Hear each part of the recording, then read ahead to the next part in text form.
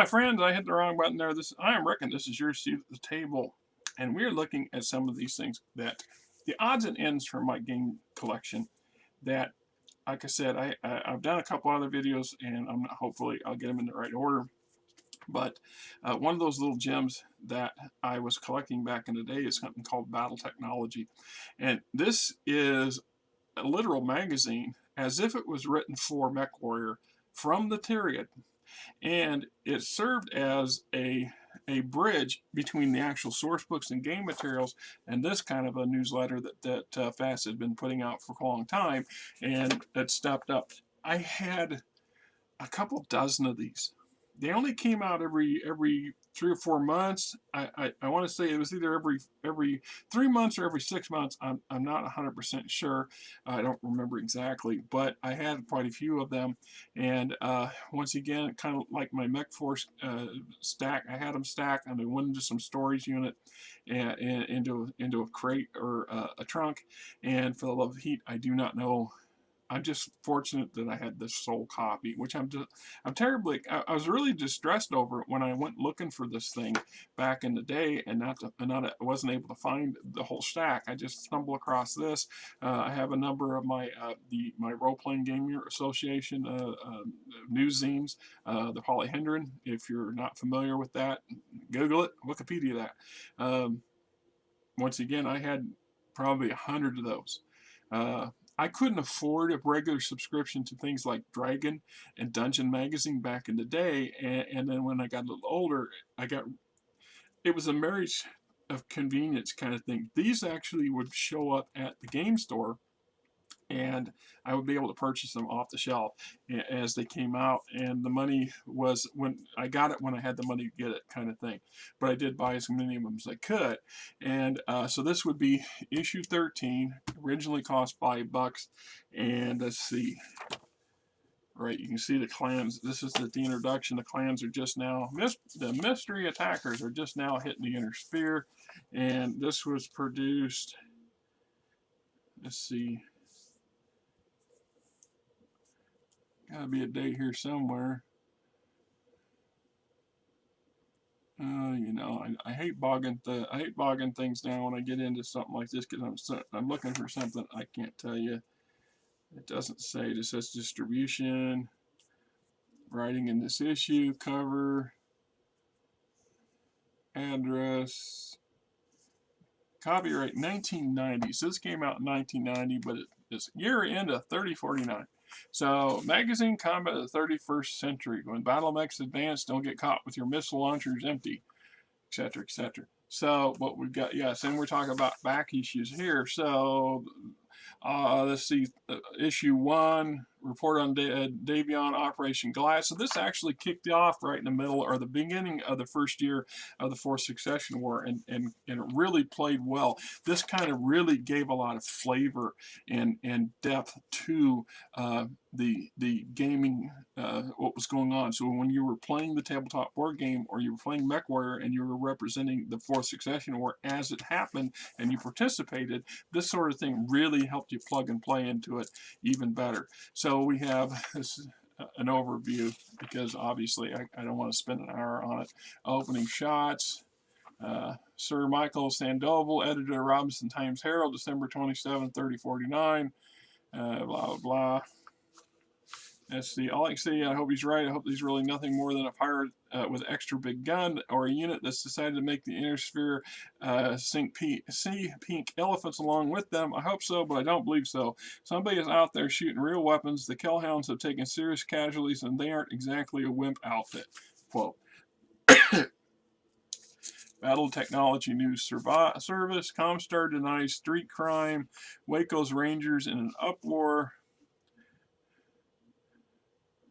Missing Mechwarrior, thug cult repressed.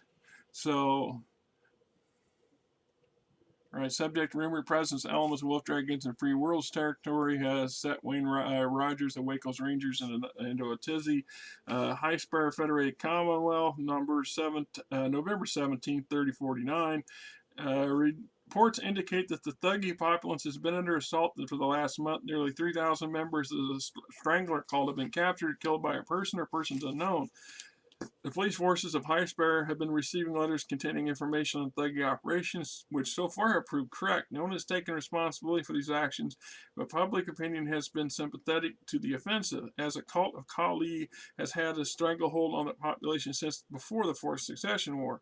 Attempts to speak with Chancellor Liao, patroness of the cult here and elsewhere, have been unsuccessful. Battletechnology, a new service, Wolf Stragons, they buy out their contract.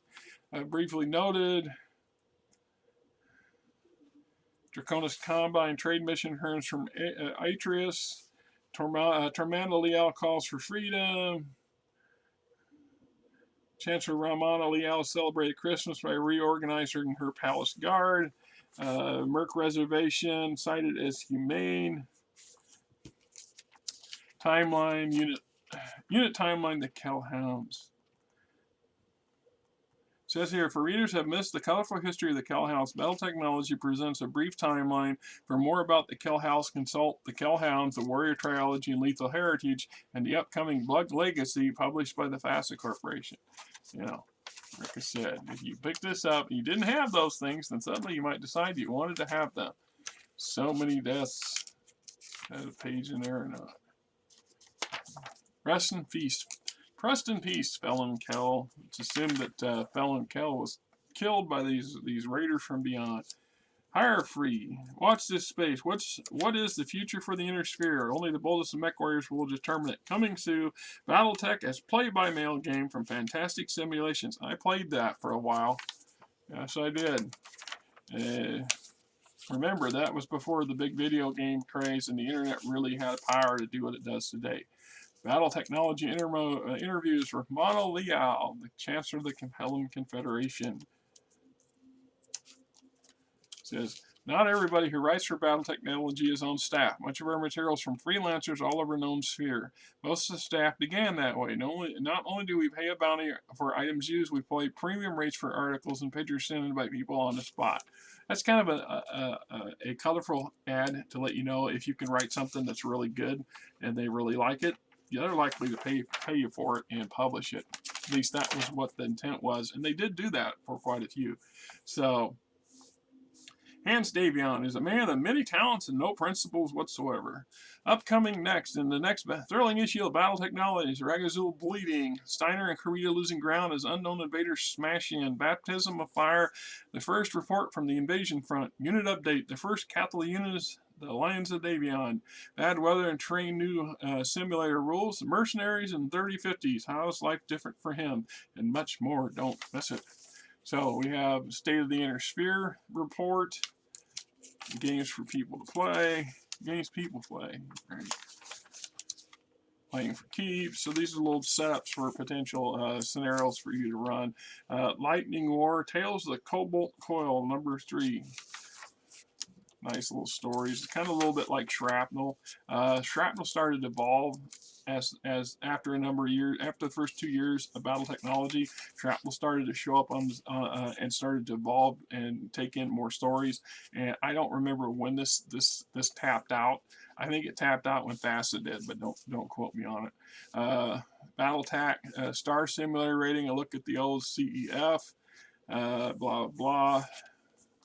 So we got a WFR table for energy weapons and munitions, combat efficiency factors for most Battletechs.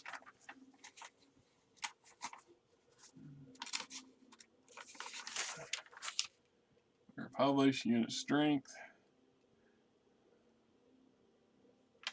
Kellhounds continued. Military technology reviewed.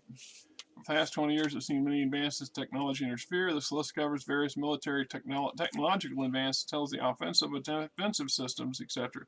The projection weapons, so anti-missile system, Gauss rifle, Ultra Cannon 5, LBX-10, one-shot missile packs, Streak SRM-2s, Swarm LRMs, Thunder LRMs. Then one-shot missile packs. I don't hear a whole lot of references to them these days, so I don't know if those faded out. If it's something that just didn't catch on. Basically, your mech would pack 1 or 2 of these things, and you would go into the field and fire and then jettons them, and that'd be that. So you know, Aero Force System, energy weapons, pulse laser, extended range large laser, extended range PPC, other system freezers, also known as double heat strength heat sinks. The Bonsai prototypes were first used in 3022 and day beyond space, still in development stage. Blah blah. Triple strength Myanmar acceleration signature or mask. So we got timeline for reintroduction of these weapons. If you wanted to know when we seen the introduction of the Indo-Steel, it was 3048. You know, blah blah blah. Extended range PPC was 3049. Beagle Active Probe, Guardian ECM, cellular and K system, ferrofibrous armor, Excel technology. The hiring hall, mercenary requirements, reunification. So we got Korsax Kosovics as an example of mech unit or mercenary unit. And they are coming and nothing we have can stop them. This is a great series. If you haven't read the Blood of Crinksy series, I highly recommend them. I mean, really, mortars and Battletech, mortar use in simulation play, special mortars in the inner sphere.